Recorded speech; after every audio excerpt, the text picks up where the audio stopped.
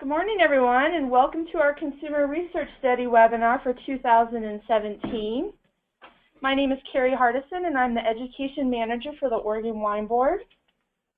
Before we jump in and dive into our presentation, I just need to go over a couple of housekeeping items. Number one, all attendees are on mute. If you do have questions throughout the presentation, please access your toolbox and open up the question tab, and you can communicate with us that way. Clarifying questions will be addressed throughout the presentation, and in-depth questions will be addressed at the end of the webinar, just so that we can make sure to keep on track with time. We will be recording this webinar, and it's going to be available on our industry.oregonwine website. And this is exactly where you can find the recording of this webinar, the presentation, and the original report as well. So if you go to the website, click on Education. Under Education Resources, you can see where we have our webinars and videos. And this is where you will access that information. Presenting today, we have Jess Willey, the Director of Marketing from Oregon Wine Board, and Christian Miller from Full Glass Research. And now I'm going to turn it over to Jess. Great. Thanks, Carrie.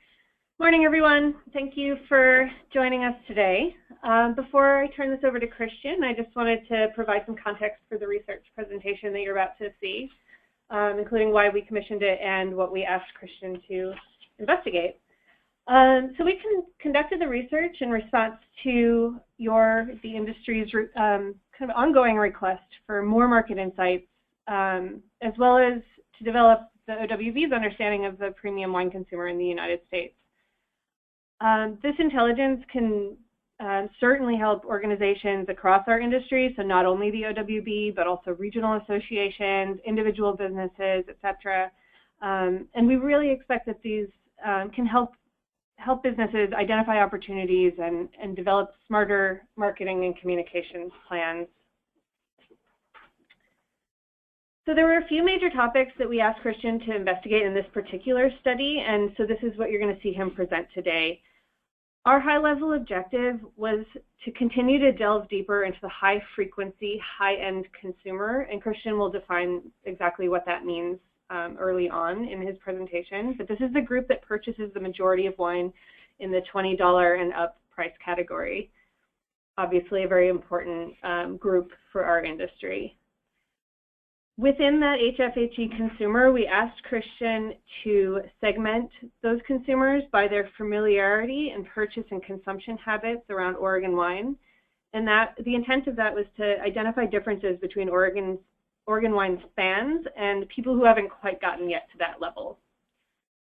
We also asked him to find out what drives premium wine choices overall and what barriers exist to choosing Oregon wine more frequently among those who don't, and also what Oregon's most unique and compelling attributes are as a wine growing region. So brief setup, and now I'll pass it over to Christian. If you're not familiar with Christian Miller, if you've been to symposium in any of the past several years, you hopefully have seen Christian present. Full Glass Research and the Wine Opinions Panel are leaders in premium wine consumer research. So we hope you'll find this information both thought-provoking and useful in your planning for the coming year and longer term. We're at the OWB, just for our part, we're also still digesting these results. These are pretty fresh results here from the study, and considering how they will help us define our marketing strategy going forward. We're also thinking about what questions this report raises, and so we'd love to hear your thoughts as we continue to think about what research we'll commission in the future. So Carrie, at the end of this webinar, you're going to receive a link to a survey from Carrie, and that is really helpful to us in directing future research. So help us understand what those questions are that remain for you at the end of this, and other topics that you'd like to see researched in the future. So without further ado, over to Christian. Good morning, everyone, and welcome aboard the webinar. As Jess said, this was in 2015 we established some baselines of our understanding of the Oregon wine consumer and the potential Oregon wine consumer and basic awareness and so on. And this research was really intended to drill down more into the why motivations and barriers and strengths for Oregon wine. So we're going to throw a lot of numbers at you. I won't dwell on all of them, thank God, but try to highlight the things where we thought there were interesting findings that may affect the way both the Oregon Wine Board and your individual wineries sell, communicate about, and market your wine.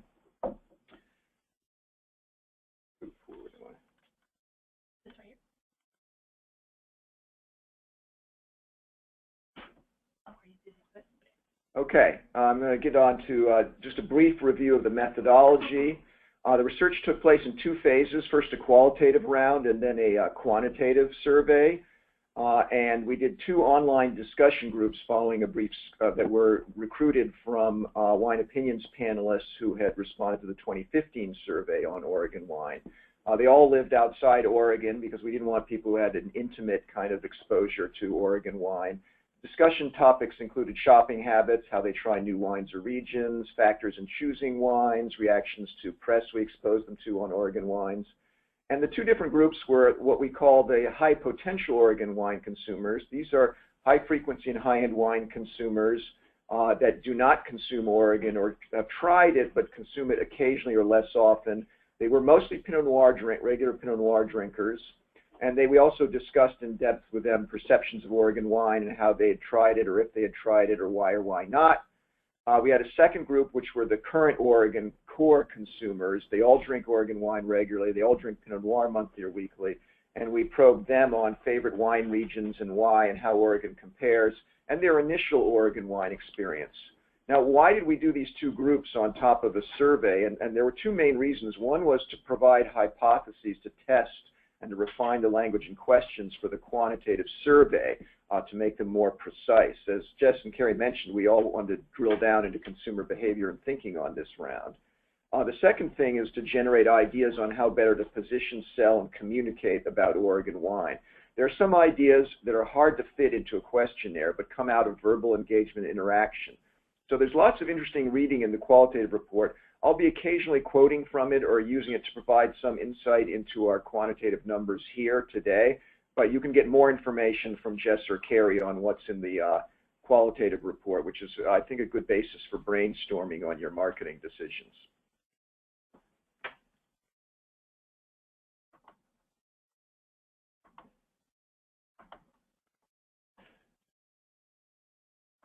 On the methodology on the quantitative part, it was an online survey of the Wine Opinions National Consumer Panel, which is a nationally representative panel of high-frequency, high-involvement, high-end wine consumers. The panel essentially represents those who buy 90% or more of the $20 and over wines, and probably an estimated 40 to 50% of the $10 to $20 wine as well. The sample size for this was 1,153, but for our report and analysis, we focused on the core target consumers for Oregon, which were high frequency and high-end consumers, 532 of them. High frequency we define as people who drink wine more often than once a week, and high-end as people who purchase wine $20 or more per 750 ml bottle, at least on a monthly basis. So they represent about 9 to 10% of all wine consumers, probably 10 to 12, possibly 13 million consumers across the U.S. So just briefly, when looking at the top line data for these responses, you can assume a margin of error maximum of 3.6%. And we also looked at the results by age, gender, level of Pinot Noir consumption, whether respondents had visited Oregon or Oregon wine country. But perhaps the most important segmentation that's going to be a big part of this discussion and analysis was where we segmented them by their familiarity and interaction with Oregon wine. And we're going to refer to this segmentation throughout this presentation, so I want to go into in some detail here. Essentially, we divided our respondents into 5 categories. Those who have tried few or no Oregon wines and know little about them, and in the report these are also referred to as the unfamiliar. Those who have tried but didn't really like the Oregon wines and have no further interest in trying them, and there were only 18 of those, you'll be glad to know, in the entire survey, and we won't bother with them. Those who have tried and liked Oregon wines but don't buy or drink the wines often, and this was the largest group, 37%, and we refer to them as the somewhat familiar. Then there are those who drink Oregon wine regularly but were reluctant to call themselves expert on them, and we refer to these people as users. And finally, you've got the core of cores, respondents who are very familiar with Oregon wines and count them among their favorites. They feel very familiar with them and knowledgeable about them, and we refer to them in the report as fans. And then occasionally we will collectively,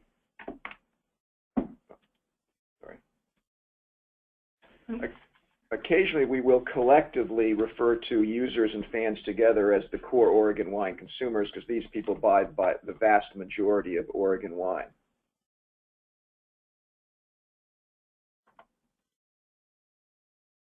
Here's a brief profile demographically of the respondents in the pool. Remember, these are only high-frequency, high-end wine consumers. You did have a majority male, somewhat under 2/3. This is fairly typical for high-end consumers, partly driven by income, partly driven by predilection for spending more money on wine. We had the largest group was in the 40 to 49 segment. That's really Generation X, low end of baby boomers, and then followed by 50 to 59-year-olds. And we also had a substantial number of 30 to 39-year-olds and 60 plus. 21% came from California, 5 to 6% from New York, Texas, New Jersey. We had about 30-something states represented altogether. How many Oregonians were there? Just 2% in this case. So you don't have a strong Oregon local consumer influence in this study. And this is their retail purchase frequency by price category. And what you see is most of them regularly purchase under $14 wines and $14 to $20 wines. Those are their weekly purchases. But 74% of them purchase $20 to $30 wines on a monthly basis, and another 19% weekly. That's almost everyone, of course, because that was the definition of high-end consumer. And then it starts above 30, it starts to trail off rapidly, and finally at $50 or more, you have 37% reporting less often than several times a year, and 11% saying never. If you remember, these are high-frequency, high-end consumers. Among other non-high-end but high-frequency consumers, you'd see a much lower purchase rate of $20 to $30 wines, and very few, basically none, would purchase $30 plus monthly or more often.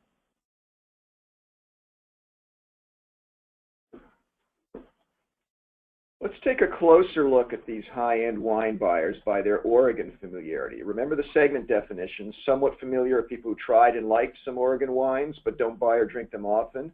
The users are those who buy or drink Oregon wines regularly but don't claim to be an expert on them. And then the fans are highly familiar and list Oregon wines among their favorites. And what you see is roughly similar purchase rates in the $20 to $30 range, but the fans are really very, very upscale consumers. We're talking about people buying $30 to $50 wines on a monthly basis. 2/3 of them do that. Over 1/3 do that with $50 wines. So while somewhat familiar buyers of Oregon wines are not downscale, the Oregon wine fans are a truly upscale. The Oregon wine aficionado is a truly upscale wine drinker at this point.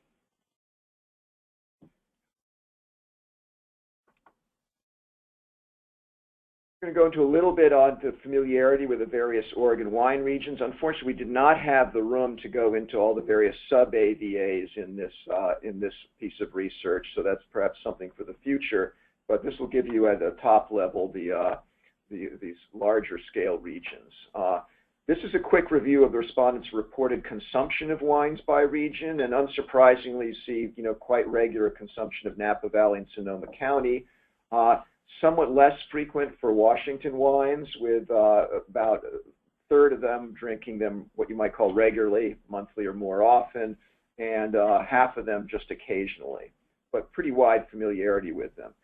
Similarly wide familiarity with Oregon as a whole, but it begins to drop off a little bit as you get into the other regions, and pretty significantly when you get to Walla Walla, Southern Oregon, or Columbia Gorge, where you've got substantial majorities drinking them less often than 2 or 3 months or never.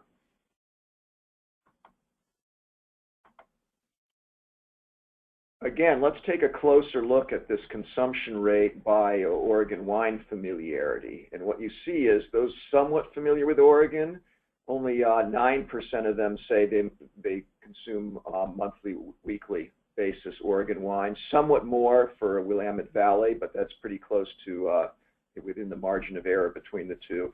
Very low levels for Southern and Columbia, slight jump for Walla Walla. But you look at Oregon wine users, people who report regularly drinking Oregon wines, you see monthly plus consumption at about half them for Oregon and about the same rate for Willamette Valley, and then another drop off to the other regions. Move to the Oregon wine fans, and you see it really differs dramatically. That they have the vast majority of them are regularly consuming Oregon, Willamette Valley. Substantial numbers are drinking the other regions on a monthly or more often basis. Pretty significant minorities, and the differences are even more stark if you went to just weekly data, whereas weekly consumption of Oregon wine is actually minimal among the somewhat familiar group. We also asked about Oregon visitation experience during the past 3 years, and although a substantial minority of high-frequency and high-end wine consumers had visited Oregon, only 10% had done so specifically to visit wine country. But nonetheless, the impact is quite startling of this group. If you look at the people who visited Oregon where the wineries was the primary purpose of the trip, or they made a point to try Oregon wines while here, 50% of these people are Oregon wine fans, and 28% are regular Oregon consumers, that is to say, users. So this leads to a notion that came out of both the qualitative and quantitative research that a focused or educational experience with Oregon wines is often a key part of creating someone, turning someone into a fan as opposed to merely a dabbler in Oregon wine. I would add here that weekly Pinot Noir drinkers are twice as likely as others to have visited Oregon with a primary purpose being of visiting the wineries. So you've got more evidence of Pinot Noir as a gateway to Oregon there.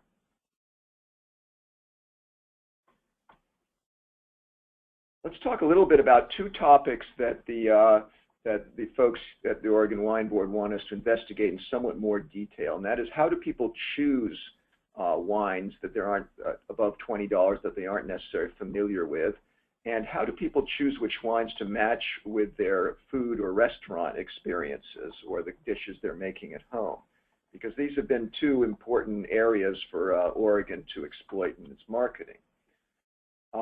First, we're going to look at the importance of attributes when choosing a wine over $20, and the question here was, in the survey, when selecting a wine over $20, how important are the following attributes? And we gave them a 5-point scale from not very important to extremely important.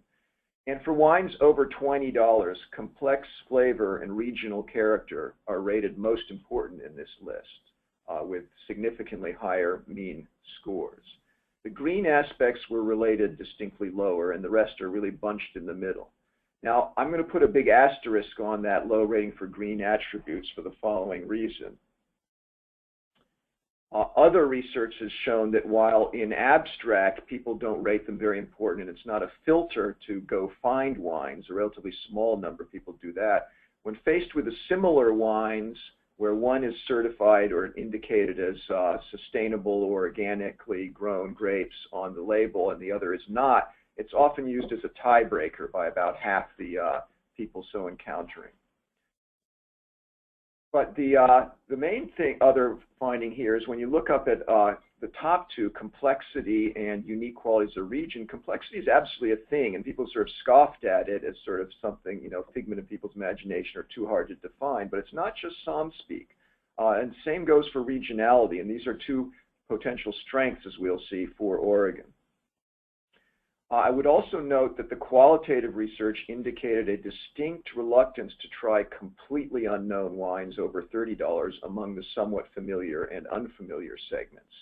So that, for them, recommendations or scores or reviews when trying something brand new over 30 may be significantly more important. We also asked respondents, thinking about choosing a wine to enjoy with a meal, either at a restaurant or dinner at home, please indicate the importance of the following aspects or attributes on the scale. And this scale had 1 equaling not all that important, and 7 saying meaning extremely important. And I'm not going to go over all the details here, but I think the key point is that matching the occasion or guests and the weight or intensity of the food is actually much more important than traditional connoisseur or sommelier concerns about the acidity and matching specific flavors and so on and so forth. And it's important, I think, for us to keep this in mind when talking about food matching and qualities and recommendations therein. I would add that monthly or more often Pinot Noir drinkers are more likely than others to match specific flavors and weight of the wine and food and look for acidity.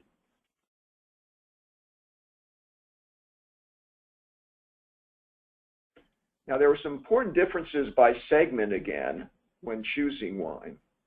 When choosing wine over $20, Oregon wine fans rated small artisan producers and complex nuanced flavors significantly higher than the respondents. Meanwhile, high scores and good reviews were more important to those who were less experienced with Oregon wines, and those unfamiliar with Oregon wines rated regional qualities lower. When choosing wine with food, good acidity and matching flavors were significantly more important to the Oregon wine fans, with means of 5.2 and 5.6. And so this is more evidence of Oregon's appeal to what we fondly refer to as wine geeks. Smooth and easy drinking, on the other hand, was more important for those unfamiliar with Oregon wines, with a 5.9 mean. People who drink Pinot Noir less often or not at all were significantly more likely to emphasize smooth and easy drinking, interestingly enough.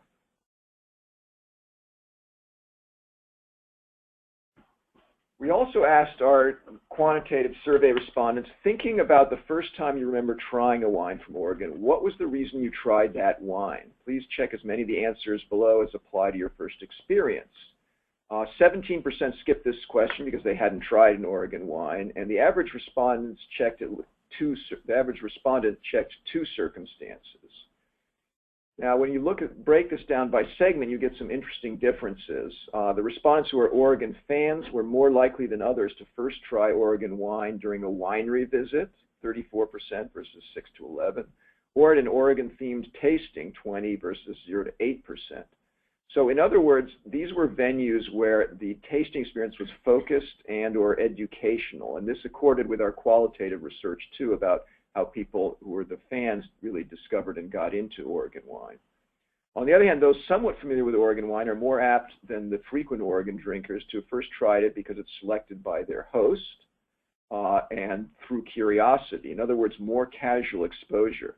It's positive exposure, and it's good that they tried it, but it doesn't perhaps make quite that deep impact. So let's go back to those Oregon wine consumer segments. Unfamiliar, disinterested, actually we won't cover disinterested, but unfamiliar, somewhat familiar, users, and fans. And let's go dig down a little bit deeper into them. We asked unfamiliars, for the reasons they don't drink Oregon wine and which statements they agreed with. And again, they could check as many or as few as apply. Those who had stated they'd either only tried a few Oregon wines or none at all and were unfamiliar with Oregon wine, the overwhelming factor here is lack of exposure and lack of knowledge. Note that many would purchase Oregon wine more, they say, if they saw the wines more often or understood the wines. Equally important, lack of curiosity in trying new wines or wine regions or poor quality perceptions are not factors. They're not barriers to this group. We feel it's really awareness and visibility are the key factors here. Now, who are these unfamiliars? Well, first of all, remember that we're talking about high-frequency, high-end consumers, so these people are not casual or unsophisticated wine consumers. They're just unfamiliar with Oregon. They are slightly less upscale, they're somewhat lower in age, and somewhat more likely to be female. They purchase nearly all the major Oregon varieties less frequently than other segments, whereas they purchase Cab and Chardonnay more frequently. They're a little bit less concerned with food and wine pairing and details of wine flavors, more interested in smooth and drinkable. And for wines above $20, they're more concerned with good reviews and high scores, less interested in regionality, small producers, or complex flavor. So while we certainly want to expose these people to Oregon wines, they're a bit far away from being in the right mental mode to be the main target market. They are very familiar with Napa and Sonoma County and somewhat familiar with Washington wines. They need more chances to try Oregon wine in stores, more visibility, more opportunities with Cab, Chard, Pinot Gris perhaps, more reinforcement with third-party recommendations, and easy drinking wines. Let's turn to the somewhat familiar group. These are people who've tried and liked Oregon wines, but just don't buy or drink it often. They were given a similar question, but with a somewhat different list of statements, some of them similar, the same, some of them different. And again, what we see is visibility, distribution, and lack of comfort or familiarity with Oregon choices as the main barriers, not quality and not lack of interest. Weekly Pinot Noir drinkers in this segment were especially likely to indicate they don't see many Oregon wines or displays where they shop, which is probably why they haven't really discovered Oregon much. There is to some extent what you might call a cab factor here, as you do have 23% saying they prefer bigger, bolder wines than what they think is made in Oregon. But perhaps that's just a matter of matching them up with the right Oregon wines.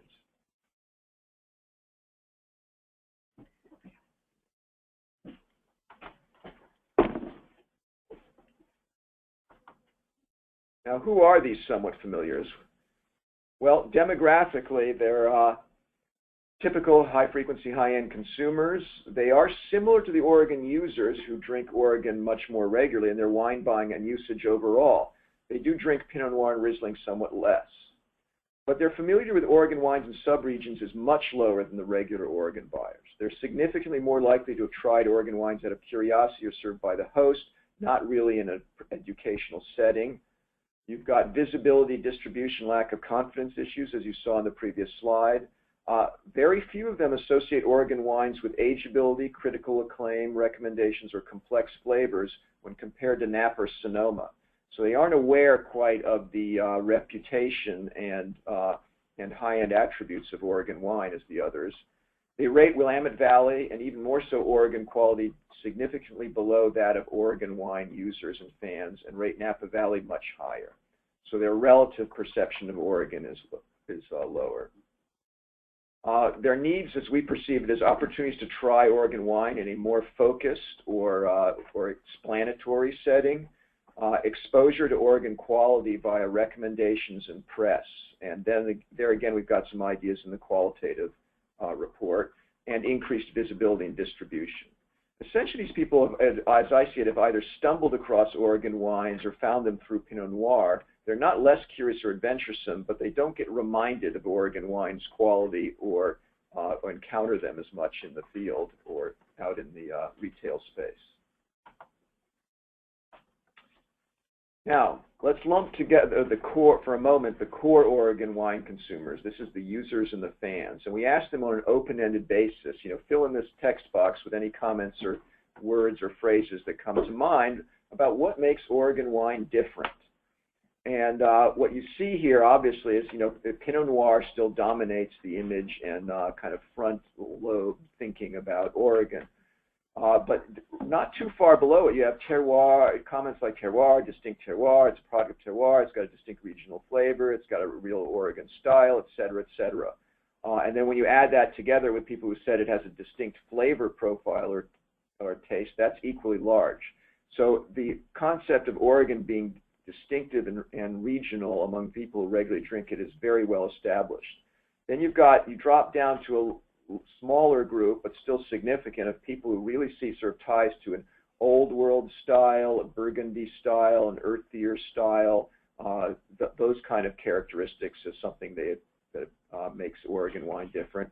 And then another drop down to the group who would really cite sort of the cooler climate attributes, lighter style, greater acidity, etc.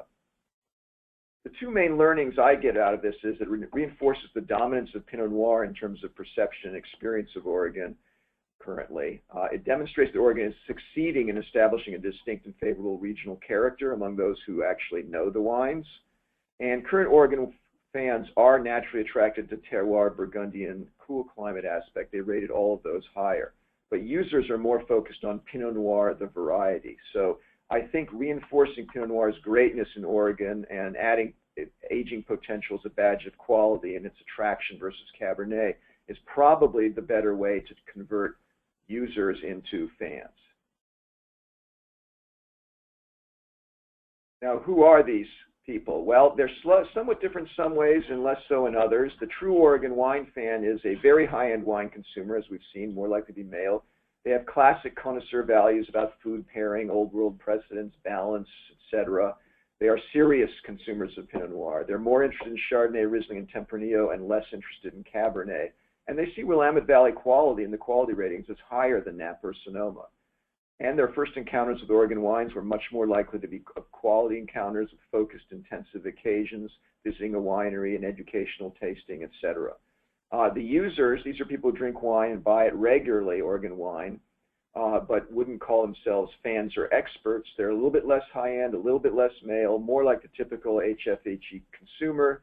They're less familiar with Oregon wines, and they have less of what you might call an old world influence. And their main interaction with Oregon is via Pinot Noir and via Willamette Valley.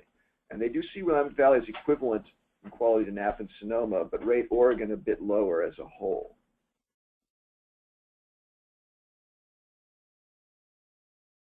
Let's look at those last three segments in terms of what attributes they associate most highly with Oregon.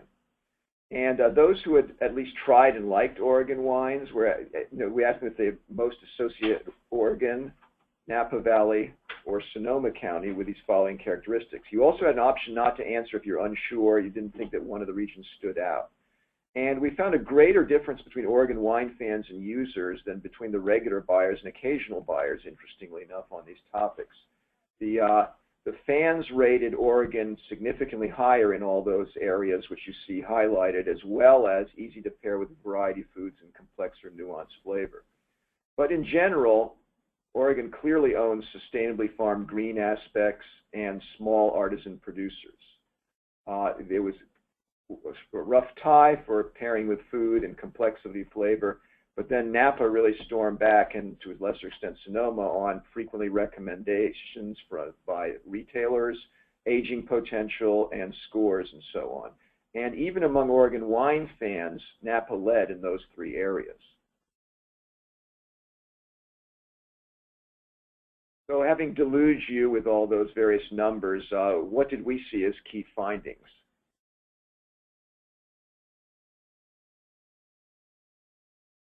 Well, you may have noticed some of the measures appeared in multiple questions. From these, we derive this table, which compares Oregon's strengths and vulnerabilities versus the attributes' importance when choosing a $20 wine. So if you look at the three columns, we have percentage of people who associated Oregon with this particular attribute, and the first number is among all of the respondents, and the second percentage is among fans. Then the second column is Oregon's competitiveness versus Napa Sonoma. Did people choose Oregon a lot versus Napa and Sonoma, or not so much when comparing on these attributes? And then the third column is how people rated these attributes when choosing a $20 plus wine.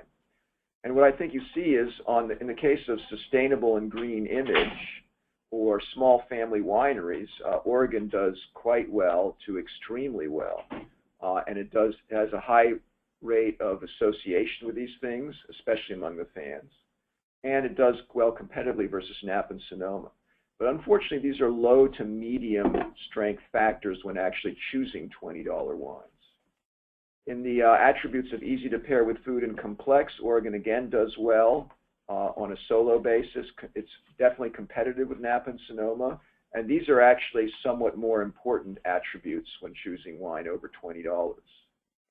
Then on the areas of recommendations from staff and store, aging potential, or critical scores and reviews, Oregon's competitiveness is relative, even though as an attribute it does reasonably well in two of them, its competitiveness versus Napa and Sonoma is relatively low.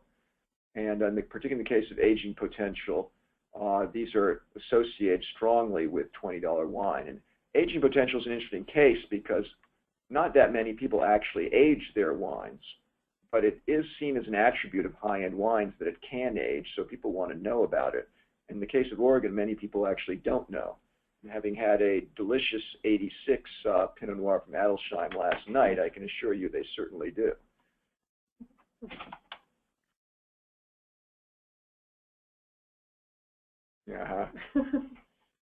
Some conclusions. High-end wine consumers. Oregon is well positioned for Pinot Noir among high-end wine consumers, and also for complexity and regionality. But these are more important to the current Oregon customers and somewhat less so to the occasional Oregon buyers. Oregon lags on perception of aging ability and critical acclaim. On wine and food, this came out rather different from what we expected, in that occasion and company being far more important than the very specifics of food pairing that you hear about often in the trade. Consumers basically think in terms of matching the grandness or specialness of the wine with the specialness of the occasion or the taste of their guests. And when thinking of the food-wine match specifically, it's more about making sure the food doesn't overwhelm the wine and vice versa than specific flavors or acidity. So I feel there's not a lot of additional value in pushing the cool climate, high acid food pairing paradigm. It's not how most consumers choose wine with their food. And also Oregon has established that positioning fairly well already. So you're solid on that score. Oregon has succeeded with traditional wine connoisseurs. It just needs to build familiarity and confidence among those who aren't aficionados, what you might call the users, and what we call the somewhat familiar. Broadening their familiarity with varieties, more reinforcement of quality credentials, ageability, critical ratings, world standing, and create encounters with Oregon in a more focused setting or recommendation, be it wine bars, wine festivals or tastings or visitation. Visibility and distribution are still key factors in the frequency of purchase and familiarity with Oregon wines. There's a very strong positive correlation between how involved you are in Oregon wines and to what extent those Oregon wines are carried, displayed, or recommended by your preferred stores or restaurants. And the less familiar consumers, they just don't see them as often. They seldom have them recommended, and they're, as a result, often uncertain as to which ones to try. Quality distribution is needed to convert more somewhat familiars or even users into fans at high-end wine stores or wine bars and through recommendations.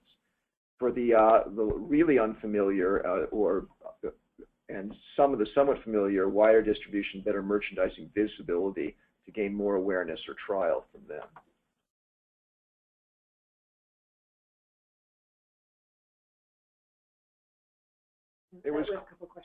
It was clear that Pinot Noir is currently the gateway to Oregon, and the two are really inseparable, Pinot Noir and Oregon, with strong correlations, interaction throughout the survey.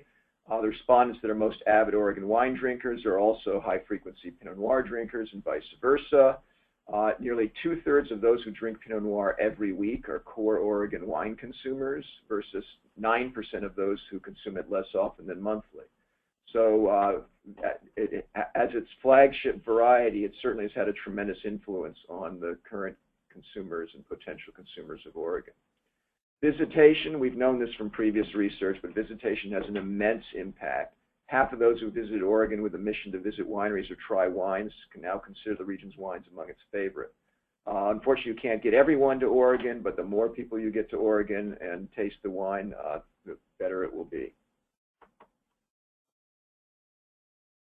So just kind of resuming the strengths for Oregon: extremely high regard for Oregon Willamette Valley quality among fans, competitive quality among users.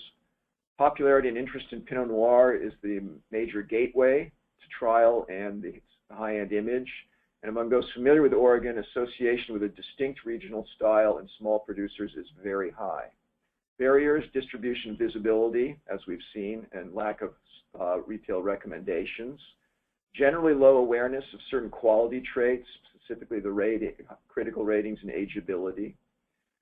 Very low awareness, trial, and familiarity with Oregon varieties other than Pinot Noir. Pinot Gris and Chardonnay are potential gateways, also perhaps Mediterranean reds or blends too.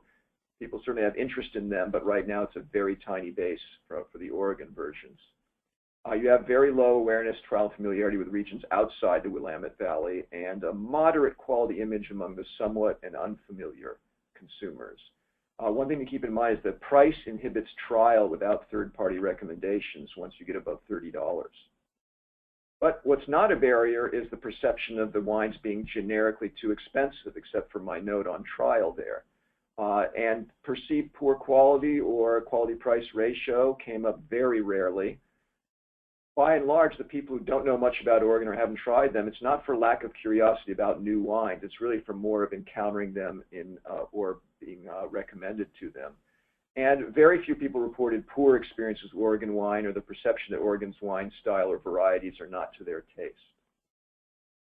So with that, I'm happy to try to cover some of the questions that we may have, or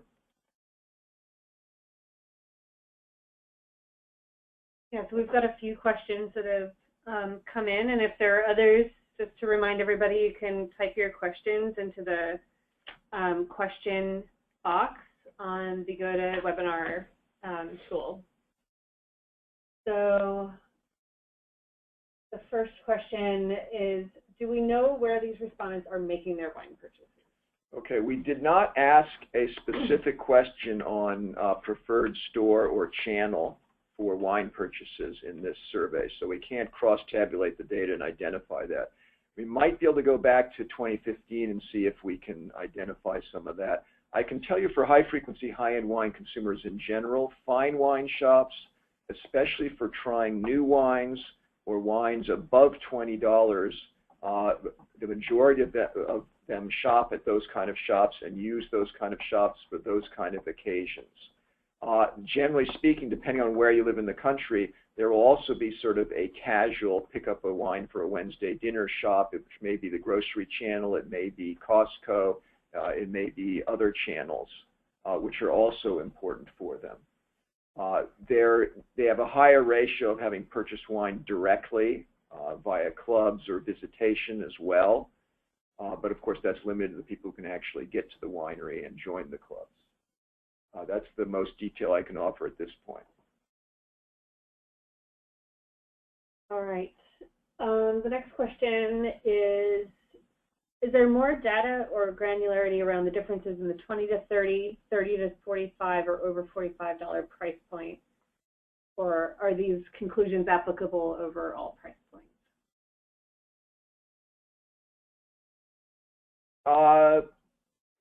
We don't have any more data granularity because we only measured these in this price points, the segments that we mentioned early in the presentation.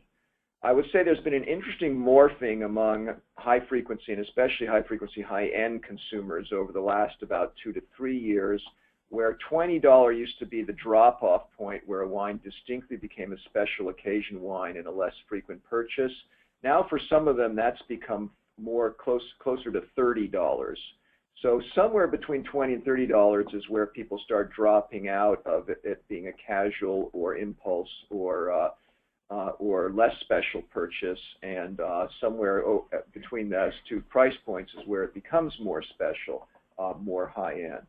Other than that, I don't know whether there's a great deal of granularity. The other thing is, though, to keep in mind, the current Oregon wine fans are really, really high-end wine consumers, and it would be good to broaden Oregon's appeal to the people who are high-end wine consumers, but they aren't necessarily purchasing $50 wines on a regular basis.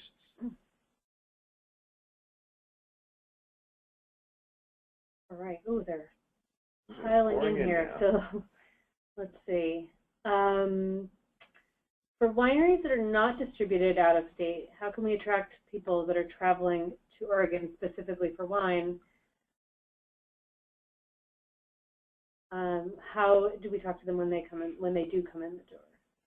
Well, I think you've got some clues from, people's interaction perception about what's important, from food wine purchasing to food wine matching to what attributes they look for. You can get some of that out of this report, but really, the topic of hospitality is worthy of a webinar or several in and of itself, and we didn't delve into that in much detail. I think based on past research, we didn't go into wine tourism in any detail here, but based on past research, there are more people coming into the Portland area for business or Oregon generically for vacation than get converted to visits to wine country. So I think working closely with Oregon Travel and the tourism people to get as many people as possible to add that winery visit or the day at Willamette or the day visiting wineries around Medford to their other tourist activities would be very productive.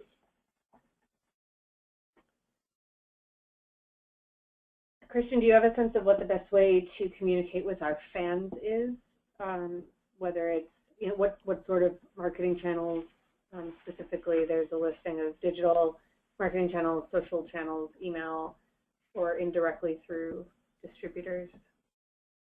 Oh boy, I think all direct communication you can manage in whatever format seems to work for your clients is best, and as far as reaching consumers.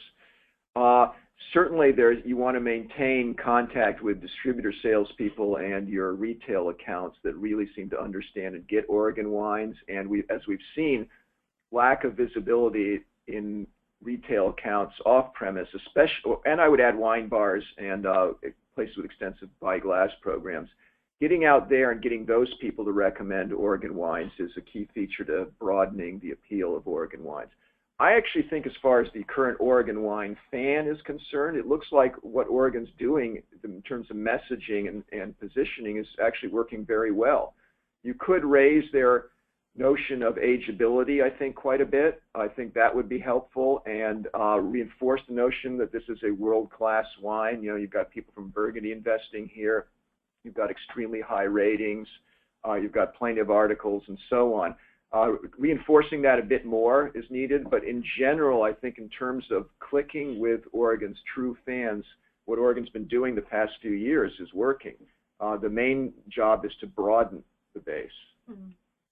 Well, and I wonder if there's anything adding on to that about those initial moments where people discovered Oregon wine, and a lot of them were at a tasting that was very specific to Oregon. It wasn't sort of in the midst of a whole lot of other things. So things like retailer tastings or winemaker dinners or things like that individual wineries could do to get out, and that those seem to be very powerful moments for conversion. Yeah, that's a good point. There seems to be a difference, and it's very hard to pin down exactly how this happens, but there seems to be a difference in terms of making people into Oregon fans, or that these are associated with what you might call educational or focused interaction with Oregon wines. And the somewhat familiars and users are more likely to have more casual encounters.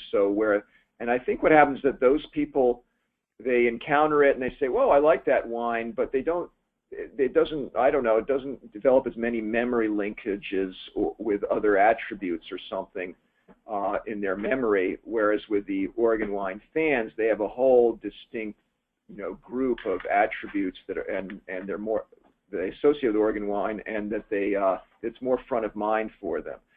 Defining those kind of experiences, that's a tough one, but you'd have to assume that it involves anything that involves educational tastings, visitation to the wineries, trade tastings where you really get to interact with some of the key salesmen who can then turn around and internalize those messages, and any place where you've got people trying new wines, high quality wine bars, places with high quality by the glass programs, or fine wine shops, or shops with good staff who can carry forth several bullet point key points about Oregon wine and explain them.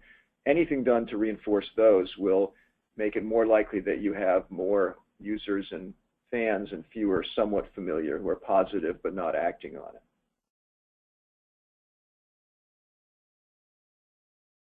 Okay. I think there are two questions here that might be in different orders to each other.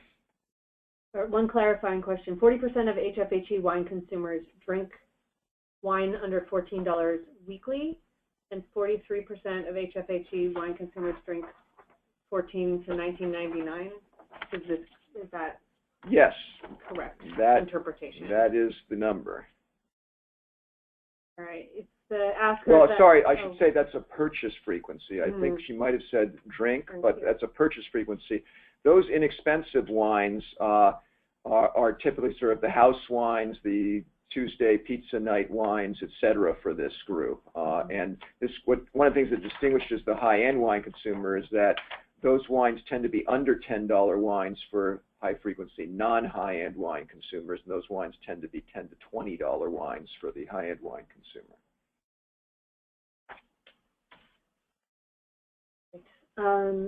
We have a question that says, thanks very much, Christian. Some of the answers about attributes that consumers like about Oregon wine, like Old World style, earthiness, typicity, etc., seem like what people might think were smart, quote, smart answers.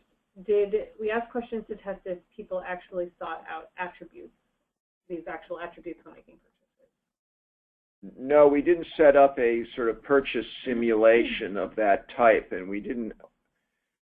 However, I would say two things about that. One is that was very big among the Oregon wine fans, but those were less important among the regular Oregon buyers, users who were not considering themselves, fans or experts or extremely involved in Oregon wine. So you did see a distinguishing factor there. The other thing is that those attributes did come up on the open-ended question where they had no direction on what to associate with Oregon wine. They could just volunteer it.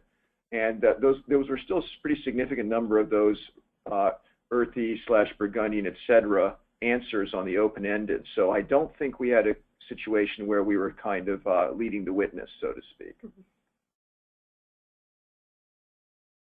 Okay, with more than 20% of people being surveyed being from the nation's leading wine-producing state of California, do you think that the perception of availability of Oregon through distribution is accurate for the nation as a whole? If you repeat the question. Okay, I think there's a question of whether the California contingency skews this. That's a good question. We could actually go back in the data and check that.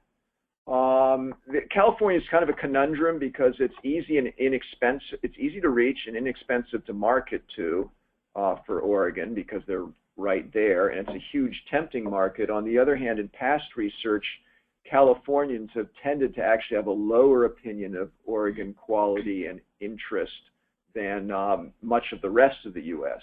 and you do have a distinct sort of home fan bias there. So it's kind of a two-edged sword marketing in targeting California marketing. We'll note that down, check to see if that skewed in any significant way the perceptions of retail distribution. Great. Is there data that shows what size distributors in specific markets are best for Oregon wine? Large distributors that have a big focus on liquor, wine, and beer, or are they better or worse than smaller wine-focused distributors? Do you have a sense of that from previous? Tough one. Yeah, we didn't ask about that. That would be trade research. I can say generically for relatively unknown regions, it really can vary. I think you have to have very different approaches. So if you had to pick one blindly, usually it's smaller, more nimble distributors are more in touch with the educational accounts like fine wine shops and sort of hip discovery wine bars and so on. But that has a big caveat. The larger distributors often have either sales departments or individual sales managers who can manage these kind of high-end discovery wines too very effectively.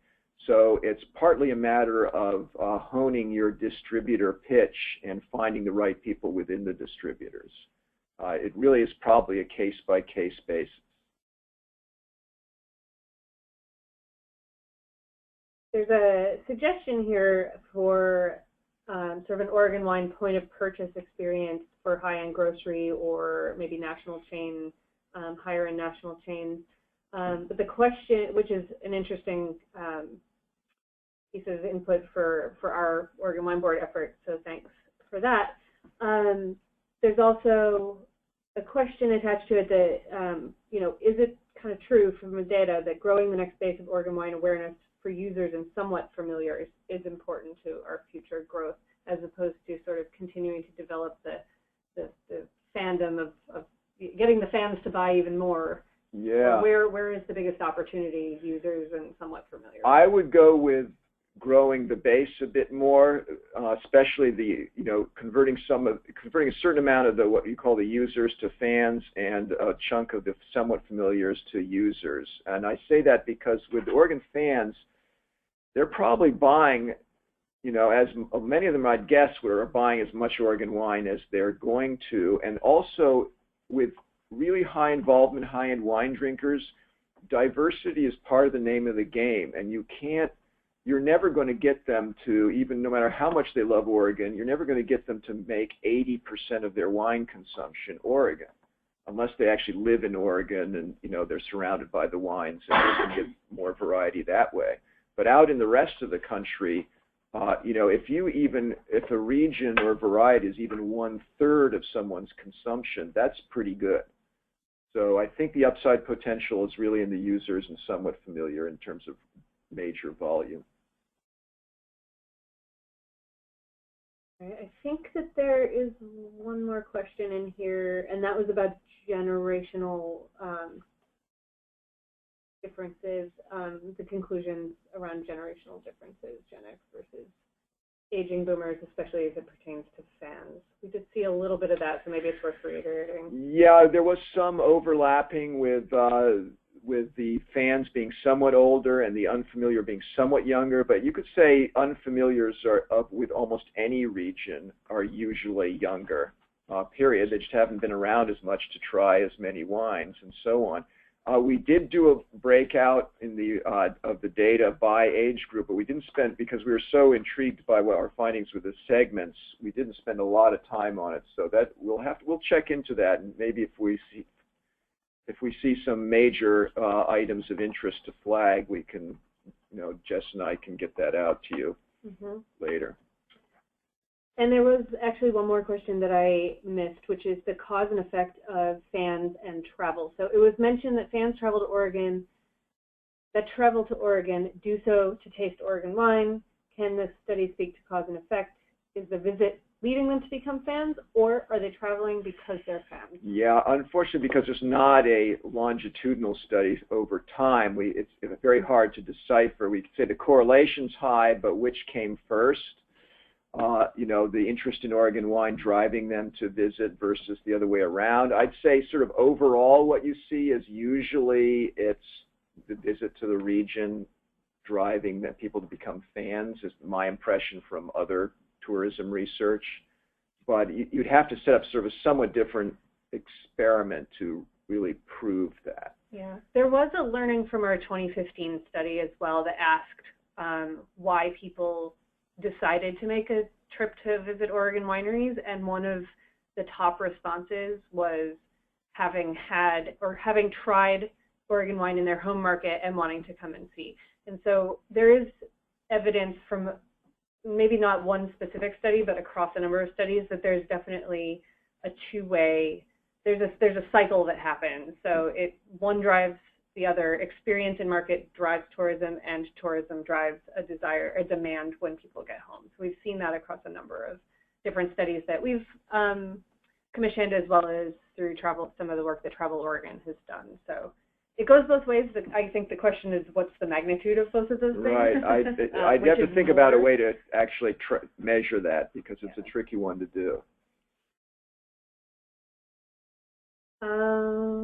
I think that's the end. I think we've reached the end of the questions. So those that we're able to dig into the data on, we can follow up on a bit more and send out a note. And I think similar to last year, we had posted the responses to some of these FAQs up on the educational portion of the industry website as well, which is where the webinar materials will live. Exactly. I will send everyone a link to where to access all of this information, the materials, the research report, as well as the questions, and also a link to the the survey that Jess mentioned.